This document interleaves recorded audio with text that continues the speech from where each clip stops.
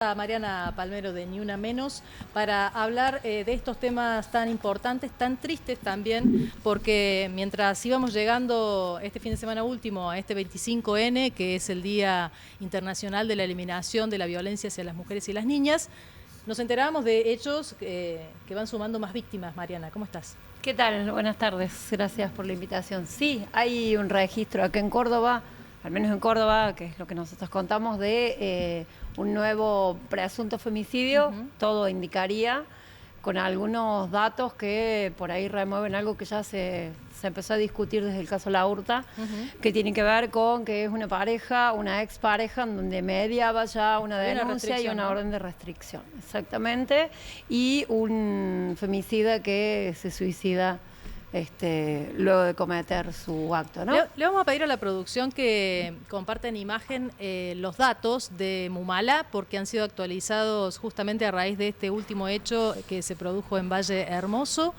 Han sido actualizados ahora, esta mañana, y estamos hablando ya de, ahí está, 231 femicidios de mujeres, lesbianas, travestis y trans. Bueno, números que realmente asustan. Femicidios directos 179, vinculados 21, narcotráfico, crimen organizado 19, suicidio femicida 8, lesbicidio 1, travesticidio 3. Bueno, son datos del observatorio que podemos también desglosar en otros datos que van vinculados, como que 157 niñas, niños y adolescentes se quedaron sin madres, ¿no? Este es el dato tristísimo, que duele.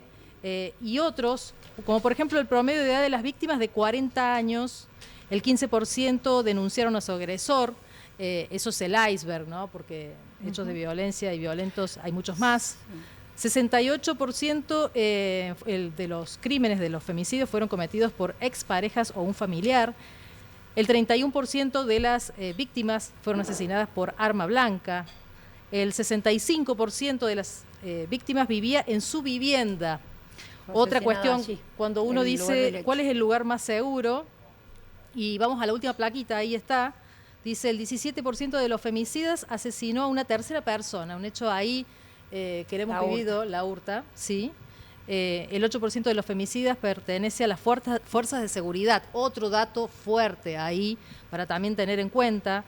El 10% de las víctimas estuvieron desaparecidas. Pasa muchas veces que se busca el paradero de las mujeres y finalmente se confirma lo peor, que han sido víctimas de femicidios. El 33% convivía con la víctima en el momento de cometer el femicidio. Los datos actualizados al día de hoy, en lo que tiene que ver del 2025, con esta violencia extrema que es el femicidio, Mariana. Sí, hay muchas puntas para leer.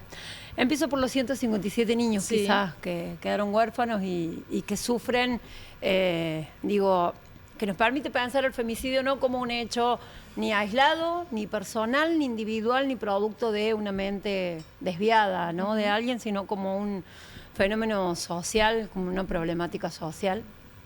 Y esos niños, además, yo voy a sumar, porque aparecen varios cruces en donde podemos decir, hace rato escuchaba, ustedes esperando para entrar, la cuestión del desfinanciamiento de las políticas públicas y demás. Bueno, para esos niños, por ejemplo, se prevé que el Estado acompañe con una pensión, todo lo que tiene la ley Brisa, eso está desfinanciado, se están comenzando a recortar, también en un porcentaje casi del 80%, todo lo que tenga que ver con el acompañamiento del patrocinio a las víctimas de situaciones de violencia de género, y también hay patrocinio de defensa de lo que es la defensa pública, ¿no? Lo que es la defensa gratuita y el acompañamiento a mujeres que denuncian. Y vos decías también la reducción de las denuncias, y eso tiene que ver con el desfinanciamiento de la línea, como la línea 144, que en el presupuesto se redujo en un 64% en el año 2024, y en el 2025 y en el 2026 no tuvo presupuesto asignado, Entonces, un poco para empezar a poner el panorama de lo que implica socialmente y de las responsabilidades sociales y estatales en relación con esto, ¿no? O sea que estas medidas de alguna manera reflejan, no sé si la palabra es ineficacia en la prevención y en la protección en este tipo de situaciones, estos números que estamos viendo. Veía recién un femicidio cada 34 horas. De 4 horas, sí. Sí, no solo eso, sino además una decisión política de no acompañar. De no generar políticas de prevención justamente para prevenir este tipo de hechos, ¿no? En las estadísticas de los últimos 10 años, el año en que tuvimos... Dos cosas, ¿no? Sí. No generar políticas para prevenir los hechos violentos, pero por otro lado fomentar la violencia, Claro. el discurso de odio. Instalar Y ahí es discurso. donde ya no es aleatorio, se está buscando algo con esta política, digo. ¿Cuál es la lectura que hacen con respecto a esta especie de negacionismo de los fenómenos de violencia de género? Evidentemente que es multicausal, pero ¿cuál es la principal razón que vos encontrás?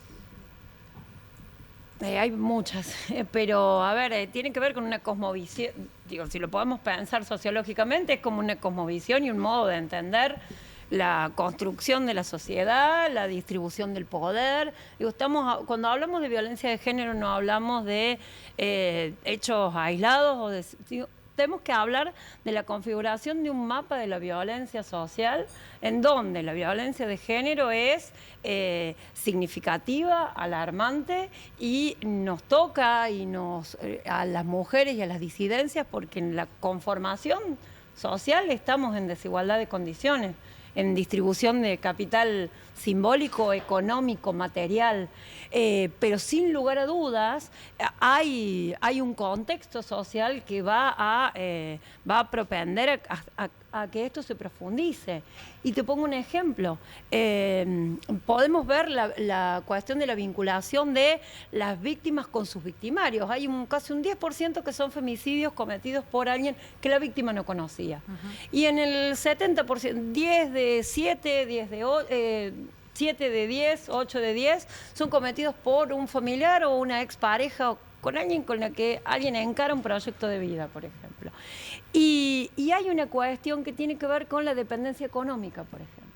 En tanto y en cuanto la prevención y la erradicación no se van de la casa? apunte, ¿no?, a la independencia económica o a morigerar los otros índices de las violencias psicológicas, económicas, esto creo que se profundiza, y creo, cerrando lo que me preguntabas, creo que además hay un contexto global y nacional en donde discursiva y materialmente hay una negación de que existen desigualdades y diferencias entre géneros, entre clases también, ¿no? Digo, en una sociedad donde pone todo en función del mérito, por ejemplo, bueno, ahí ya hay una negación de las desigualdades, ¿no?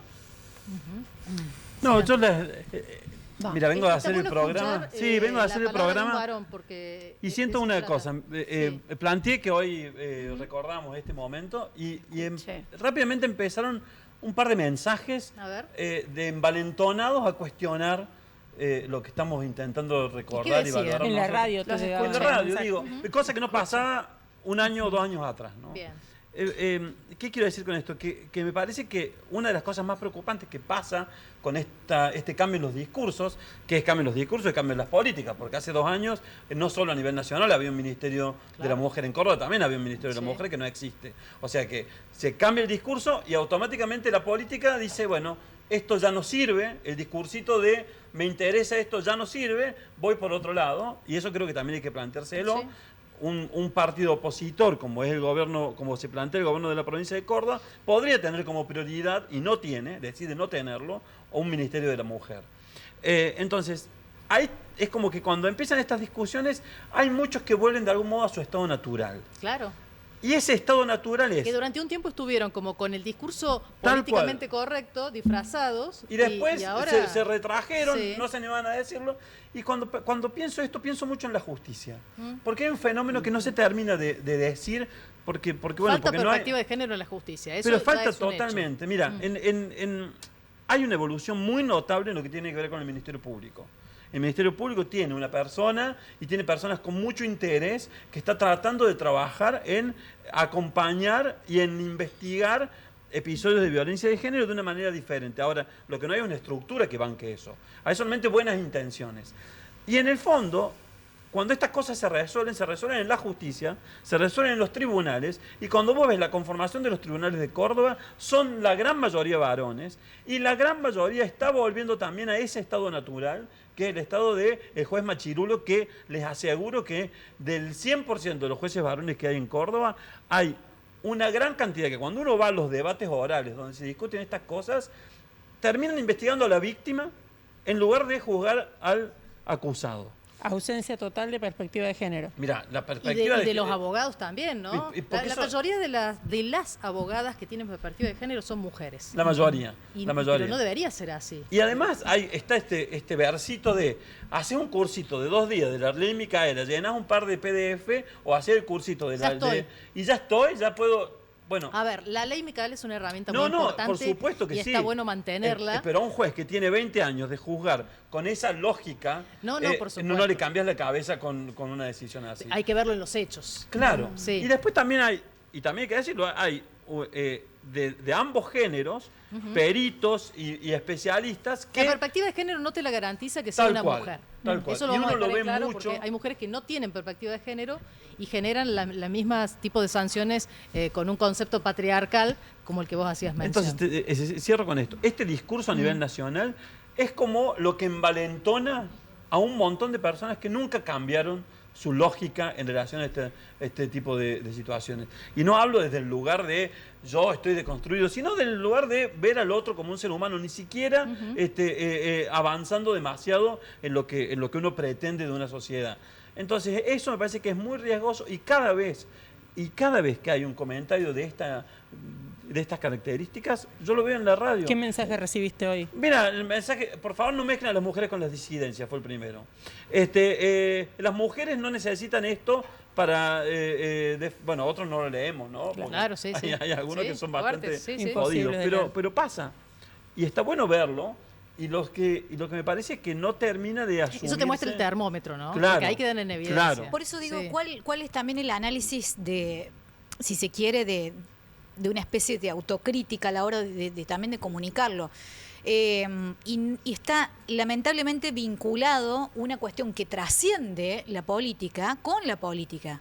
Porque si le achaca a Alberto Fernández o a Cristina Fernández el haber usado quizás la cuestión de género para usos non santos, un presidente que está acusado justamente de violencia de género contra su pareja, el Ministerio de la Mujer que no estaba. Digo, esto que se ha visto contaminado cuando no debería ni siquiera mezclarse, porque es algo que trasciende a toda la sociedad. Hay femicidios en clases altas, en clases bajas, en clases medias.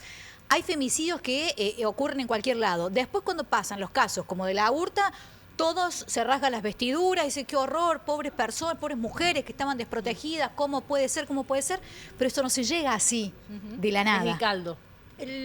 La cuestión es pensarlo fuera nuestro, ¿no? Sí. Es no pensarnos nosotros ahí, creo que estamos todas en esa, ¿no? Y el feminismo no empezó con Alberto Fernández, ¿no? Claro. Pero sí hay un Estado que tiene que asumir, administrar justicia y acompañar a las víctimas no es solamente por la víctima o esta persona que se está juzgando. Vos tenés que resguardar a toda la sociedad de eso. O sea, por eso es un delito penal. Claro, tienen que ser Pero transversales. lo que quería porque justamente decir, no es que afecte un solo sector. Afecta en todos lados en el nivel de trabajo, de estudio. Hay guiños y hay situaciones, y en esto coincido con Dante, digo, la cuestión del envalentonamiento. Venía escuchando yo decía, bueno, pero esa idea de que que es el Día de la Mujer y las disidencias, ¿no? Es claramente un movimiento inclusive dentro de los feminismos que niega, ¿no? Que un poco también tiene que ver con lo que se ha ido construyendo estos años, porque pensaba en relación a estos 10 años, ¿no? Desde el Ni Una Menos, la primera reacción de la denuncia y de la exposición y del arma que supimos construir en relación a poner ahí. Generó un contexto Claro, a nivel pero ahora mundial, ¿no? la cuestión es ¿qué hay Había algo, después? estaba pasando algo, ¿No? porque- Hace rato Miguel decía, bueno, somos todos... Sí, hay una responsabilidad civil de asumirnos como una sociedad que construye vínculos violentos, donde algunos están en desigualdades de condiciones.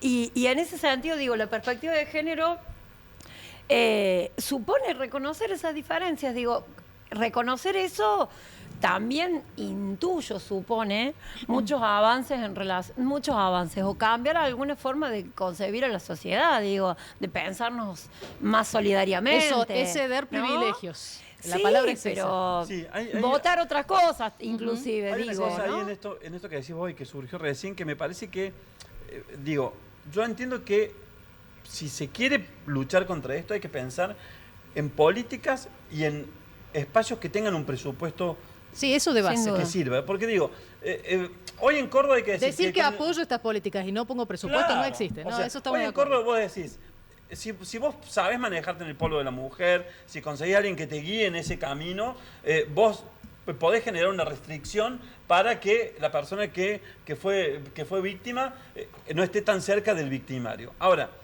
lo que no hay es una estructura para asegurarse que eso se sostenga. El caso de la Urte es un caso impresionante, pero hay muchos más.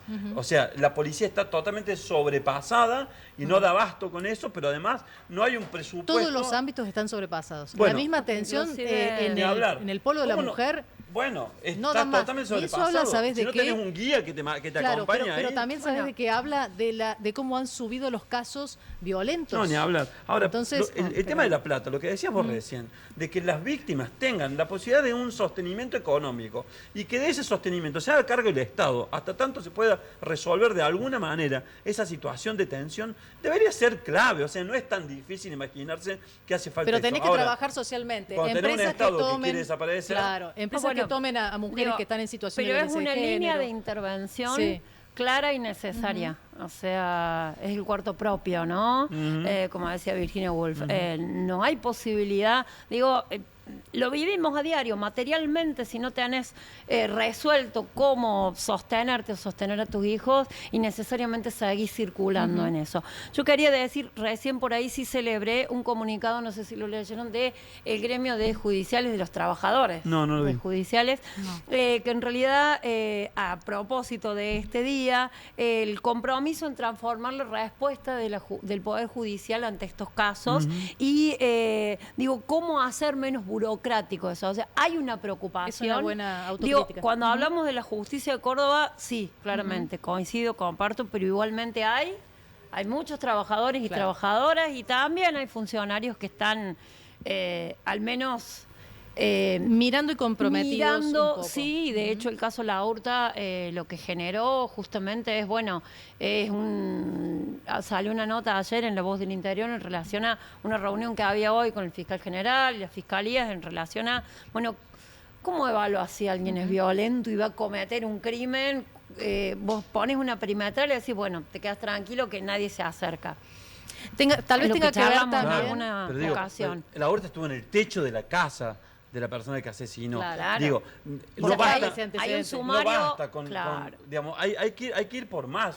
Yo comparto con vos que hay muy buenas intenciones, pero detrás de esas buenas intenciones hace falta plata y y que los jueces y fiscales y personas que están involucradas en el sistema judicial se sientan marcados por alguien que los ve y los controla. Y si no hacen lo que tienen que hacer, van a ser sancionados.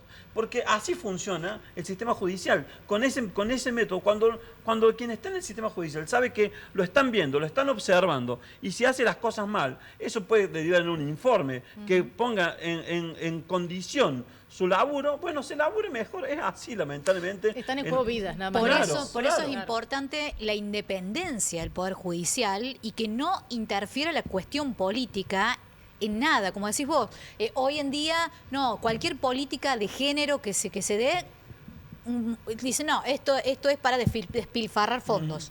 Con el discurso de la austeridad. Pero después cuando pasan los casos, Ujú, y no hacen todo nada, el mundo te se dicen. lamenta. Ujú. Y por Uy, eso- ¿cómo podría haberse Claro. evitado? Por eso también la importancia de dejar de legitimar lo que decía recién Dante, estos discursos que desde algunos ámbitos nosotros escuchamos que se legitiman ciertos discursos que envalentonan también a una parte de la sociedad Desde que el presidente de la nación, digo, Claro, o sea, sí, puntualmente. Pero porque se lo relaciona como si fuese de la izquierda. Como que las políticas de género están ahora catalogadas como de izquierda. O woke.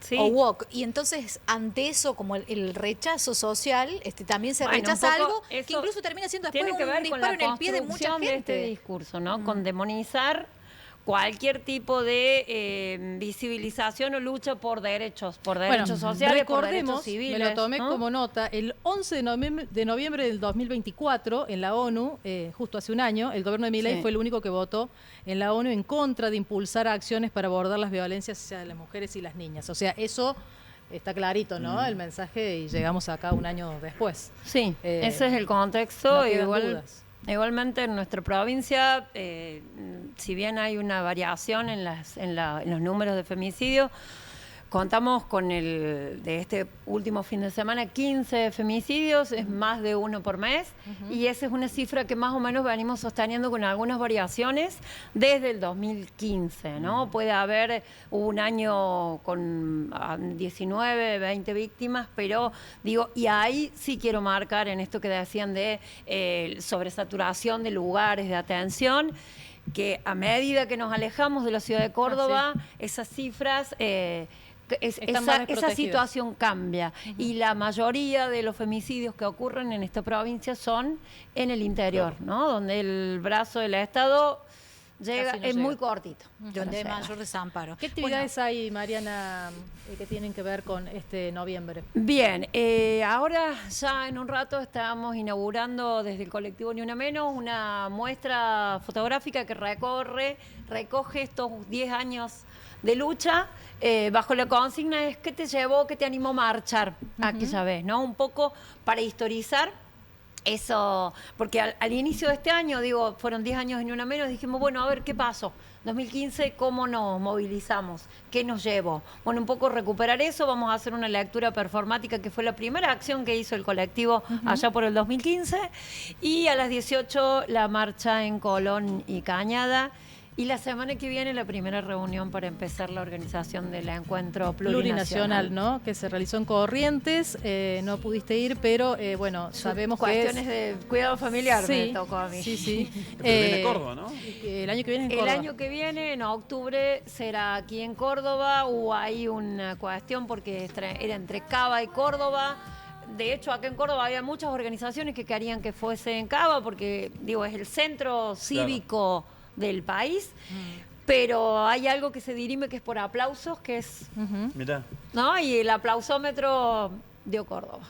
Está bueno, vos sabés que me acordaba, lo cuento rápido, Fer, porque sé que hay Sí. poco tiempo, pero cuando fue la primera marcha, estábamos en la previa de unas elecciones aquí en Córdoba. Y claro, 2015. yo me acuerdo, estábamos haciendo el programa de radio, y fue impresionante cómo todos los políticos ese día tenían actos en el interior. Y de repente empezaron los prenseros a mandar audios de los políticos de Río Cuarto, de San Francisco, opinando sobre la marcha que se hacía en Fotos. Córdoba. Porque no se imaginaban Lo que que fue. iba a ser lo que fue. Claro. Y pienso eso vinculado con lo que decías vos recién, Anita, que es, no caigamos en la trampa de que esto es de izquierda o de derecha o woke o lo que sea. Hay que Porque en dejarlo realidad claro en aquel eso. momento Sí. era el gobierno más woke, si querés, digamos, se discutían. Pero sin embargo, lo que pasó fue que ustedes se cansaron de que pase lo que pasa. Claro. Y eso sigue siendo la gran potencia política que tiene este colectivo, que tiene esta fecha, que tiene esta lucha. Me parece que está bueno ir por ahí. No existía ministerio, no existía nada, y lo que hubo fue mujeres que se cansaron. Eso sigue pasando. Hay muchos mensajes en YouTube de todo tipo, pero también quisiera aprovechar que nos des, más allá del apoyo de las políticas del Estado, que las remarcamos que son necesarias, en el trato diario, si encontrar una persona que está pasando por una situación así, cómo contener, cómo darnos cuenta, cómo ayudar, cómo colaborar.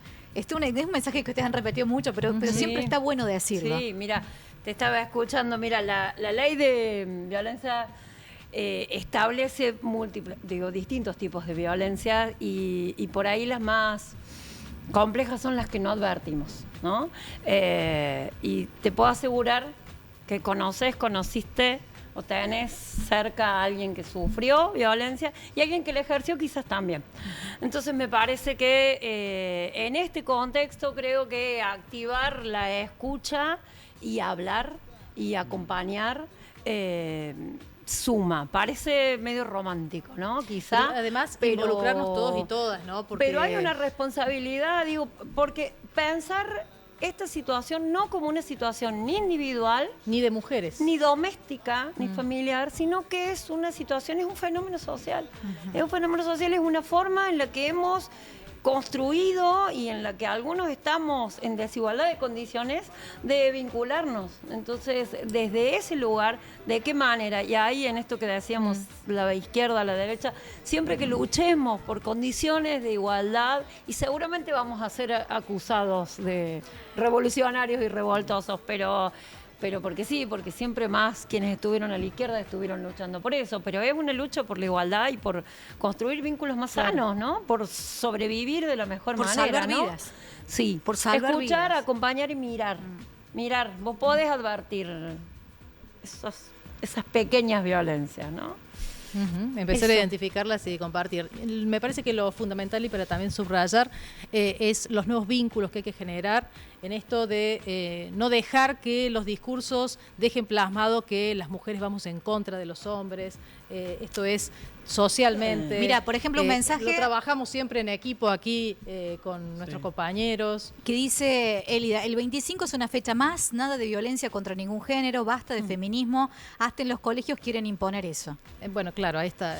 Mira, Es como... hay una cosa que también estaba pensando que es muy perversa, que está pasando hoy en todos los analistas políticos, están diciendo, están oponiendo a la violencia incel, a la que Claro. como encuadran al militante de Milei de hoy, como algo opuesto al feminismo, entendiendo como que son dos corrientes ideológicas, Antagónicas. entre comillas, de fanáticos.